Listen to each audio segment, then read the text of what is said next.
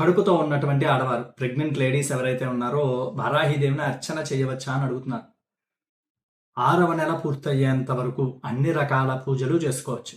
ఒక గృహప్రవేశం, గృహారంభాలు కాకుండా.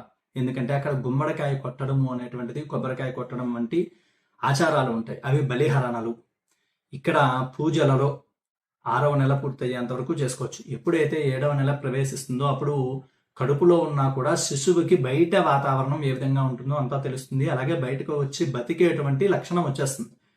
అందుకారణంగానే 7వ నెలలో పుట్టినా కూడా పిల్లలు ఆరోగ్యంగా ఉంటారు.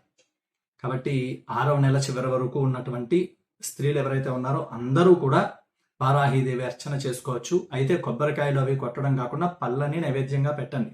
ఈ వీడియోని అందరికీ షేర్ చేయండి. మీరు షేర్ చేస్తుంటే నాకు చెయ్యాలి అనేటువంటి కోరిక పుడుతుంది. మీ సందేహాలు కూడా నాకు కామెంట్ రూపంలో పెట్టండి.